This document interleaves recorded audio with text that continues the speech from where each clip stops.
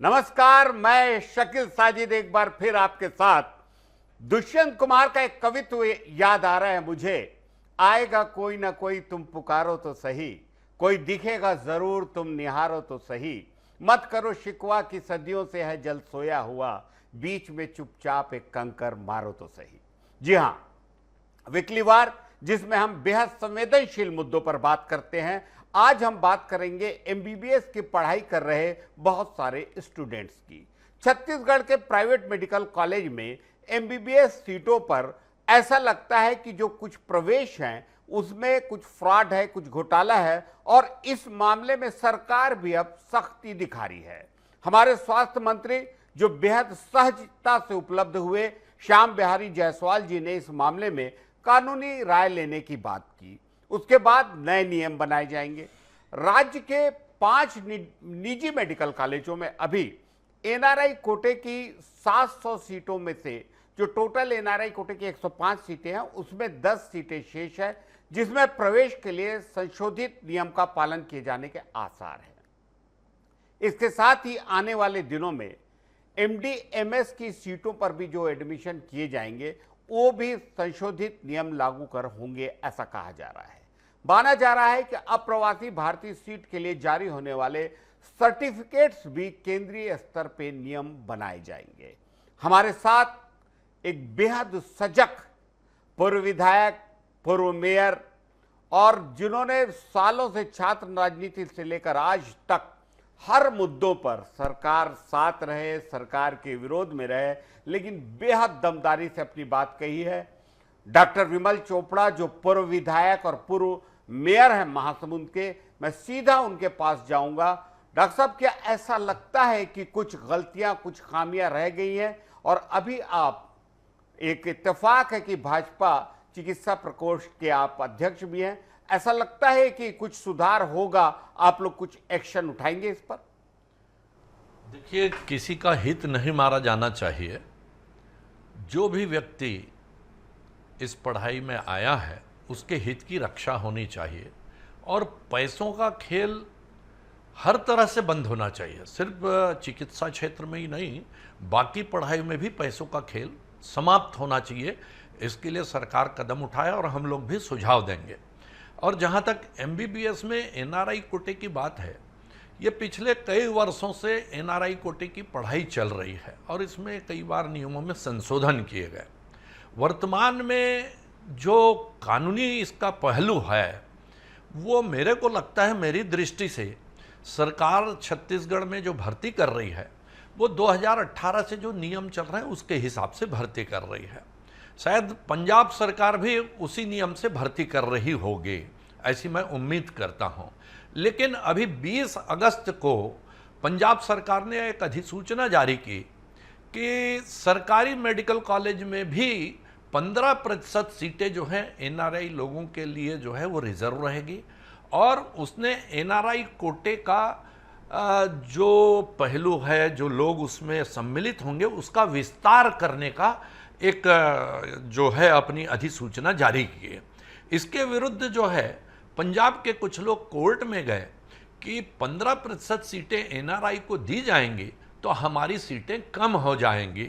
यदि 100 सीटें उसमें से 15 कट जाएगी तो 85 जो है वो पंजाब वालों के लिए बचेगी। और वहीं जो एनआरआई का जो नियम पुराना है, किसको भर्ती दी जाए, उसमें उन्होंने एक्सटेंशन किया। तो हाई कोर्ट ने उस पर रोक लगाई कि आप इसको मत कीजिए। सरकार सुप्रीम कोर्ट गई, सुप्रीम कोर्ट ने भी रोक लगाई। तो मेरे को लगता है कि सुप्रीम कोर्ट ने उस एक्सटेंशन को और 15% को रोक लगाया है। और जो नियम 2018 से चल रहे थे उस पर अभी सुप्रीम कोर्ट ने कोई राय, अपना नियम कानून नहीं बताया। ये जरूर कहा कि नाते रिश्तेदारों के नाम पर लूट बंद होनी चाहिए। तो ये कानूनी पहलू है कि 2018 के नियम से जो भर्ती हो रही थी अभी तक छत्तीसगढ़ में, वो सही है या पंजाब सरकार ने जो उसका विस्तार किया है, सुप्रीम कोर्ट ने उस पर रोक लगाई है। सुप्रीम कोर्ट ने 2018 से जो भर्ती चल रही नियम से उस पर रोक नहीं लगाई है, बल्कि पंजाब सरकार ने जो विस्तार किया है उस पर रोक लगाई है। तो ये एक बड़ा कानूनी मुद्दा है। इस पर मेरे को लगता है कि सुप्रीम कोर्ट को फिर से अपनी जो राय है और जो गाइडलाइन है वो जारी करनी चाहिए, तब ये स्थिति स्पष्ट हो पाएगी, ऐसा मेरे को लगता है। धन्यवाद डॉक्टर विमल चोपड़ा जी। शिकायत है कि प्राइवेट मेडिकल कॉलेजों को फायदा पहुंचाने के लिए एक बड़ी लॉबी सिंडिकेट की तरह काम कर रही है, जिसके माध्यम से पूरे के पूरे सिस्टम को गुमराह किया जा रहा है। सीटें खरीद फरोख्त कर करोड़ों रुपयों का खेल भी चल रहा है, ऐसा सूत्र बताते हैं। इस मामले में छात्रों और पालकों का गुस्सा भी सामने आ रहा है। कांग्रेस चिकित्सा प्रकोष्ठ ने भी दोषियों पर कड़ी कार्रवाई को लेकर विरोध प्रदर्शन करने की बात कही है। मैं सीधे आ रहा हूं दबंग पत्रकार हमारे छत्तीसगढ़ के, जिनका राष्ट्रीय और प्रादेशिक दोनों स्तर पे बहुत मुखरता से बोलने के लिए नाम है, अनिल पुसतकर जी, जो प्रेस क्लब के अध्यक्ष भी रहे हैं 3 बार लगातार। अनिल जी, आपको क्या लगता है कि जैसा कि डॉक्टर विमल चोपड़ा साहब ने कहा कि पैसे का खेल बंद होना चाहिए और जो काबिल विद्यार्थी हैं, चाहे वो गरीब हों या अमीर हों, उनको सही तरीके से एडमिशन मिलना चाहिए? अनिल जी। ये देखिए, डॉक्टर विमल चोपड़ा ने जो कहा उससे तो असहमति की बात ही नहीं है। पैसों का खेल तो बंद होना चाहिए, लेकिन सवाल ये उठता है कि ये खेल चल क्यों रहा है। सवाल ये उठता है कि ये एनआरआई के नाम पे इतनी सीटें का कोटा फिक्स क्यों है। अरे एनआरआई कौन है, कहाँ रहता है, किसका रिश्तेदार है, क्या नहीं। आप यहाँ पर एक गिरोह है जो तहसील में ऑफिस में जाके वंशावली तैयार कर देता है, लोगों की जो है वो बैंक अकाउंट में फॉरेन एक्सचेंज, फॉरेन मनी डलवा देता है। ये सिस्टम है, दलाल घूम रहे हैं। और उसके बाद आप बताइए कि क्या आपको मालूम नहीं कि आपके शहर का या आपके प्रदेश का कौन सा लड़का है, उसका कौन सा रिश्तेदार एनआरआई है। ये खेल जो है वो सुनियोजित और संगठित तौर पे चल रहा है, और साफ साफ मैं कह रहा हूँ ये निजी कॉलेजों को फायदा पहुँचाने वाली बात है। मैं तो आज तक ये समझ नहीं पाया छत्तीसगढ़ बना किसके लिए। यहाँ की सीट है, बाहर से आके भर्ती हो जा रहा है, यहाँ का लड़का बैठ जा रहा है। अरे भाई, आपको जब छात्र नहीं मिल रहे हैं, बची हुई सीट अगर आप एनआरआई को देते हो, समझ में आता है यहाँ के छात्रों को सीट पूरी नहीं हो रही है, आप एनआरआई को दे रहे हैं। चलिए ठीक है, दे दिए, तो उसमें दे रहे हैं तो उसके नियम तो होने चाहिए। जो अगर वाकई एनआरआई है और उसका वाकई रिश्तेदार है, जिसको कहते हैं खून का रिश्ता हो, उसके वंशावली में हो। यहाँ तो झूठी वंशावली भी तैयार हो रही है और लोग घूम रहे हैं, दलाल घूम रहे हैं, करोड़ों रुपए में सीट बिक रही है। और फिर मेरा ये मानना है कि क्या सुप्रीम कोर्ट जब बताएगी तभी आपकी आंख खुलेगी? क्या सुप्रीम कोर्ट ही सरकार चलाएगी? क्या सरकार को नहीं मालूम? सरकार को सब मालूम है। सरकार को क्या नहीं मालूम है? सरकार को ये मालूम है कि कौन से डिपार्टमेंट में पिछली सरकार में क्या हुआ था। तो सरकार को ये नहीं मालूम पिछली सरकार में जो एनआरआई का गोरख धंधा चल रहा था उस पर कार्रवाई करे? और सरकार को क्या, जब सुप्रीम कोर्ट से जब डंडा पड़ेगा तभी सरकार की नींद खुलेगी? सरकार को खुद भी तो पहल करना चाहिए।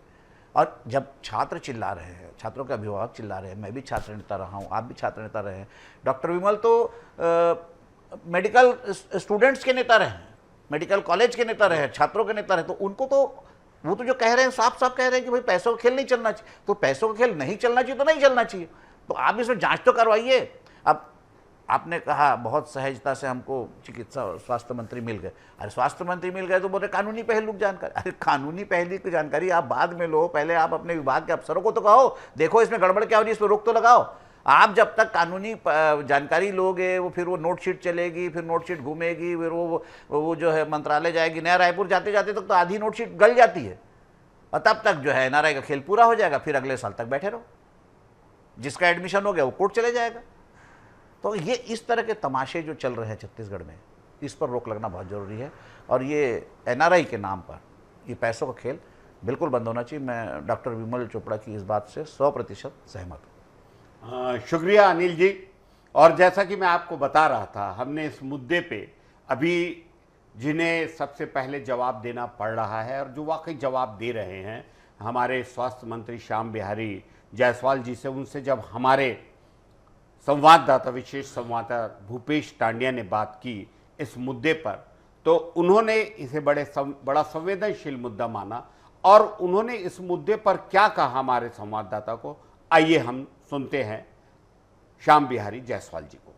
इसमें जो कई एजेंट्स हैं, प्राइवेट जो कॉलेजेस हैं, उसमें पैसे लेकर भर्ती करने का जो मामला है उसमें सामने आया, तो उसमें किस तरह से जांच आप लोग करवाएंगे? देखिए, इसको घोटाला नहीं कह सकते, पिछले समय में पिछली सरकार ने कई प्रकार की एडमिशन में रिलैक्सेशन दिया था। जो एनआरए हैं उनके पुत्र पुत्री या परिवार के अलावा उनके अन्य परिजनों को भी उसमें उन्होंने रियायत दिया था। उसको माननीय सुप्रीम कोर्ट ने कहा है कि ये विधि सम्मत नहीं है और 24 तारीख को उन्होंने घोषणा की है, जो फैसला आया है। और हमने 24 तारीख से पहले जो एडमिशन हो गया है उसको कोर्ट ने और हमारे जो एजी से हमने राय मांगा था तो उसको वैलिड कहा है। और 24 या उसके बाद से जो भी एनआरआई कोटे में हुआ है उस पर हम अभी स्थगित उसको कर रहे हैं और उस पर पुनः जांच करके उसमें जो भी कोर्ट के मार्गदर्शन के अनुसार है वैसा कार्रवाई करेंगे। और चूँकि ये नियम परंपरा पहले से बन रखी थी, हमारे सरकार में अभी न किसी प्रकार का हमने नियम को जोड़े हैं न किसी प्रकार के नियम को हटाए। इसी मुद्दे पर एक और मुखर डॉक्टर हमारे शहर के डॉक्टर राकेश गुप्ता ने भी इस मुद्दे पर हमारे विशेष संवाददाता भूपेश टांडिया जी से बात की। डॉक्टर राकेश गुप्ता उन लोगों में है जो लगातार इस मुद्दे को बहुत से मीडिया के माध्यमों में, कोर्ट में और बहुत सारी चीज़ों पे उठा रहे हैं। उनका इस मुद्दे पर क्या कहना है और जो उन्होंने बात कही, बहुत सारी गंभीर बातें कही, उन्होंने बहुत खुलासा किया। हमारे विशेष संवाददाता भूपेश टांडिया से बातचीत में आइए हम आपको सुनाते हैं ये खास मुलाकात। पूरे देश के प्राइवेट मेडिकल कॉलेजेस में 15% पद अप्रवासी भारतीयों के बच्चों के लिए सुरक्षित रखे गए हैं। 24 सितंबर को माननीय सुप्रीम कोर्ट का एक निर्णय आया है जिसमें पंजाब हाई कोर्ट के उस निर्णय को स्वीकार कर लिया गया है, जिसमें दूर के रिश्तेदारों को जो अप्रवासी भारतीय के बच्चे हैं या दूसरे लोग हैं उनकी भर्ती के नियम को फ्रॉड करार दिया गया है। करीब करीब वही नियम छत्तीसगढ़ में भी लागू थे और दूर के रिश्तेदारों को पिछले दरवाजे से या जाली सर्टिफिकेट के आधार पर एडमिशन दिया जा रहा था। हमने उस प्रक्रिया चल रही थी उसको रोकने की मांग की। तमाम दबाव के बाद छत्तीसगढ़ सरकार ने वो मॉप अप राउंड रोका है। इसमें महाधिवक्ता की राय भी ली गई है। हमने महाधिवक्ता की राय के बारे में पता किया है। उन्होंने कहा कि सुप्रीम कोर्ट के निर्णय का अक्षरशः पालन होना चाहिए, लेकिन 2 दिन हो जाने के बाद भी महाधिवक्ता की राय के अनुसार नोटिफिकेशन जारी नहीं किया गया। मुझे लगता है कि छत्तीसगढ़ के स्वास्थ्य विभाग की मंशा सुप्रीम कोर्ट के आदेश पालन करने की नहीं है और प्रक्रिया सुप्रीम कोर्ट की अवमानना में आती है।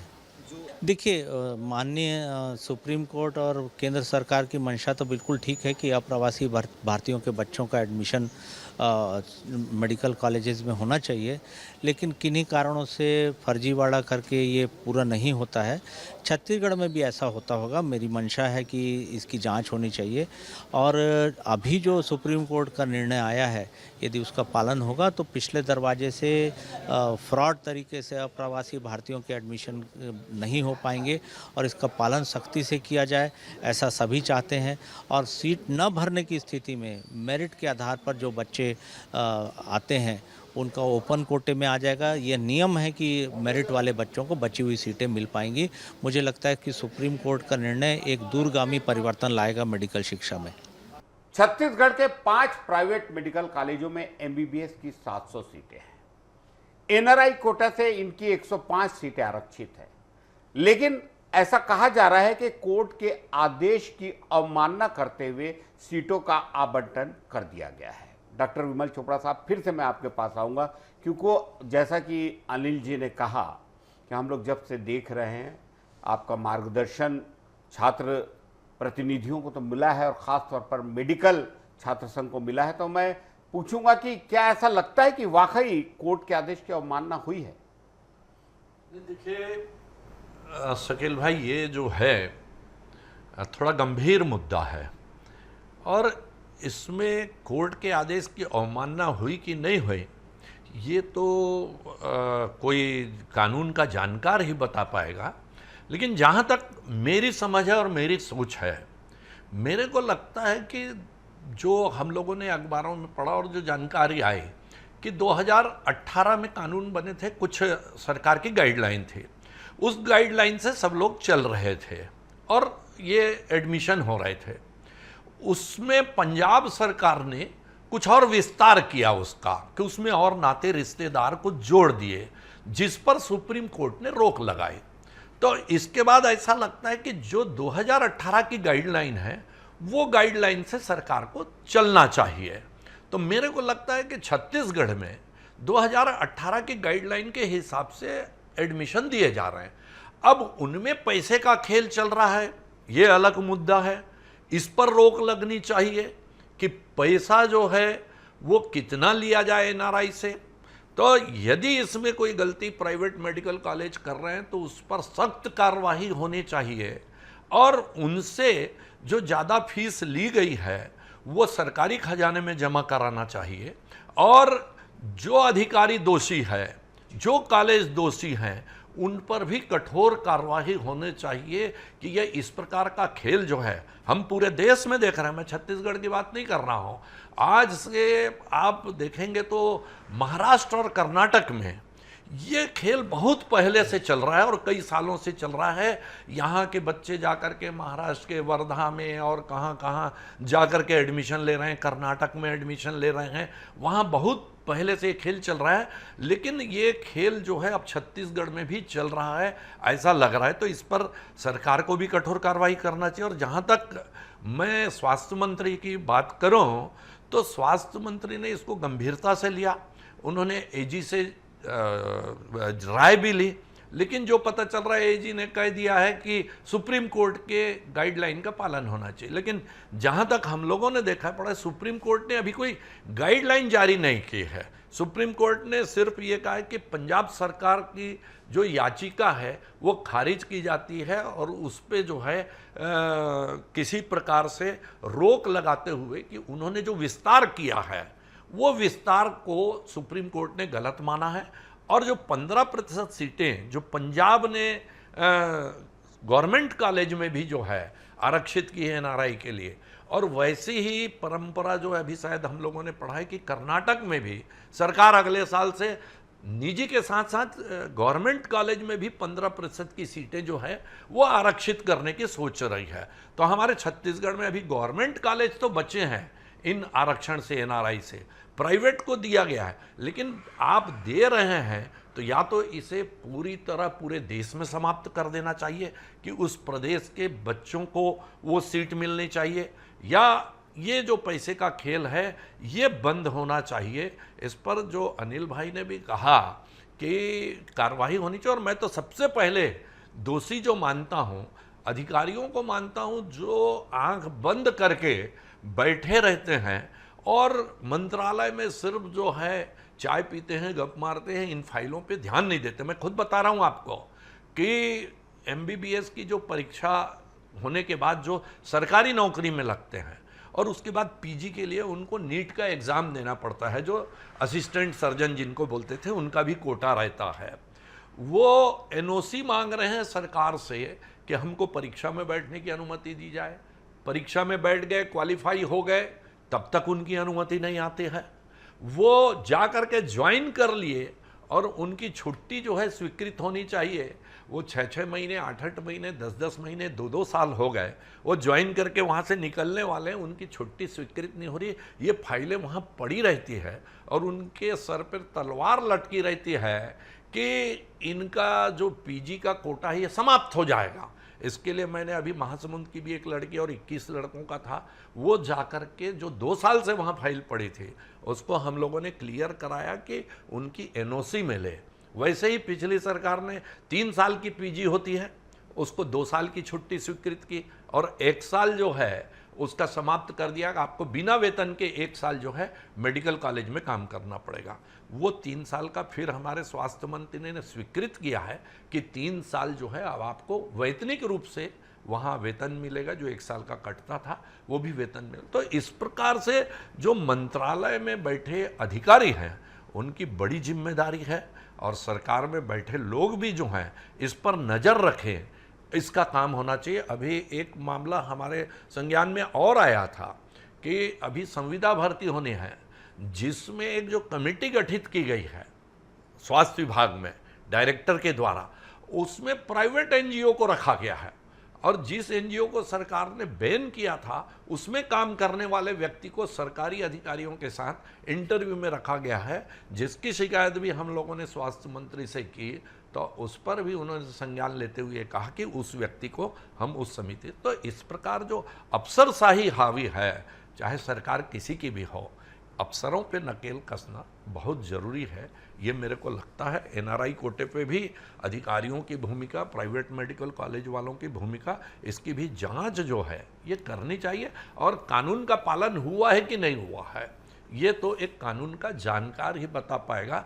लेकिन इसमें एक बात ध्यान में आई है अब सुप्रीम कोर्ट के निर्णय के बाद कि बड़ा खेल चल रहा है, तो इस खेल को कैसे बंद किया जाए इस पर भी सरकार को विचार करना चाहिए। धन्यवाद डॉक्टर विमल चोपड़ा साहब, आपने बहुत सही बात कही। हम लोग बहुत सालों से सुनते आ रहे थे कि वर्धा और पुणे महाराष्ट्र के और मणिपाल आपका कर्नाटक का, यहाँ पर हमारे यहाँ के बहुत सारे घरानों के बच्चे जाते थे और जो यहाँ डॉक्टर नहीं बन पाते थे सरकारी कॉलेजों में या दूसरे जगह पे, वो वहाँ से डिग्री लेके आते थे और वो घराने उन बच्चों के बढ़े हुए खर्चों को आसानी से बियर कर लेते थे, बर्दाश्त कर लेते थे।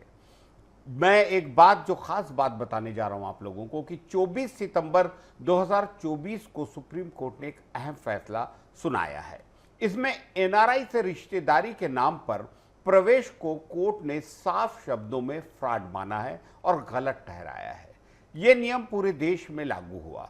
इसके बावजूद ऐसा लगता है कि छत्तीसगढ़ चिकित्सा शिक्षा विभाग ने इस मामले को दबाया है, जैसा हमें पता चला है।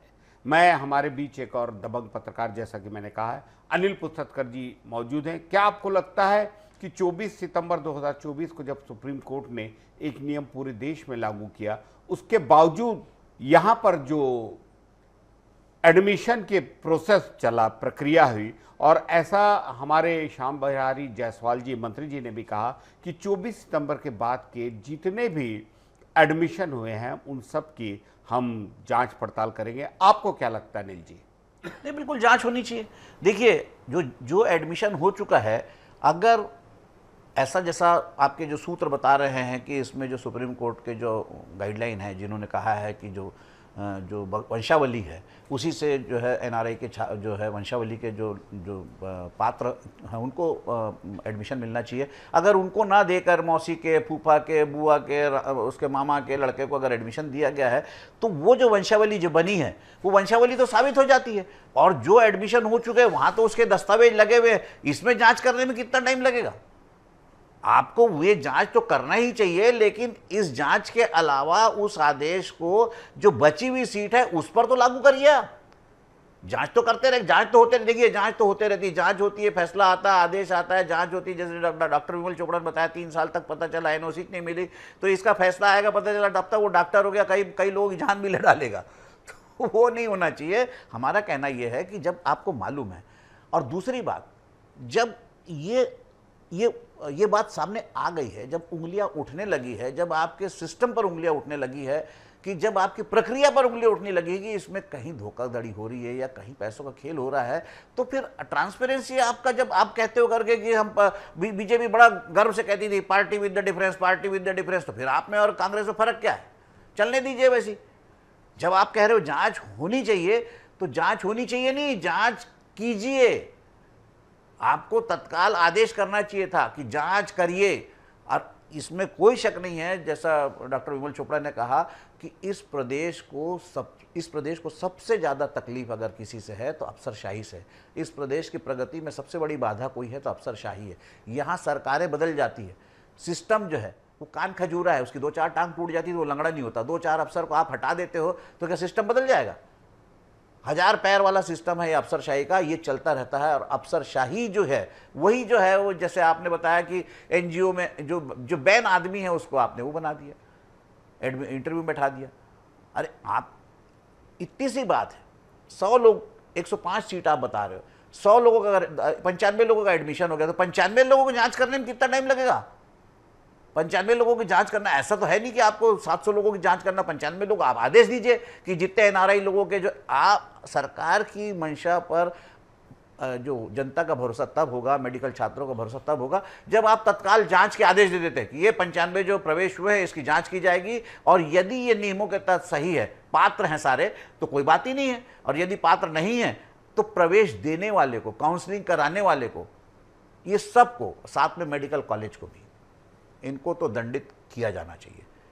इसमें अगर दंडित नहीं किया जाता है, सिर्फ चेतावनी दे के छोड़ दी जाती है या फिर कारण बताओ नोटिस दिया जाता है, तो फिर वो समझ लीजिए कि आप भी शामिल हो, हम सबको शामिल मानेंगे इसमें, फिर ये लिपापोती का काम है। बहुत सही बात कही। एक बात जिस मुद्दे पे डॉक्टर विमल चोपड़ा जी और अनिल पुसतकर जी सहमत है कि ये जो बातें चल रही हैं, जो अफसरशाही जो कर रहा है, और ख़ास तौर पर प्राइवेट कॉलेज से मिलकर, प्राइवेट कॉलेज के लोगों से मिलकर, कुछ इस तरह के गुट गिरोह से मिलकर जिसकी संभावना बताई जा रही है, तो ये गलत बात है। और हमारे प्रदेश में कम से कम, उसके साथ साथ पूरे देश में अगर गलत तरीके से, गलत रिश्तेदारी से कोई एनआरआई कोटे में प्रवेश ले रहा है, तो दूसरे काबिल लोगों के, दूसरे काबिल छात्रों के, गरीब छात्रों के, मध्यम वर्ग के छात्रों के जो हितों पे कुठाराघात हो रहा है। बड़ा संवेदनशील मुद्दा है। मुझे बड़ी खुशी है कि डॉक्टर विमल चोपड़ा साहब ने अपना कीमती वक्त दिया, मैं उनका शुक्रगुजार हूँ। मुझे बड़ी खुशी है कि अनिल पुसतकर जी ने अपना कीमती वक्त दिया इस मुद्दे पर, और बात निकलेगी तो दूर तलक जाएगी। फिर किसी मुद्दे पर हम आपके सामने हाजिर होंगे। तब तक के लिए DA न्यूज़ प्लस पर आप अपनी राय से हमें ज़रूर अवगत कराएं। धन्यवाद, नमस्कार।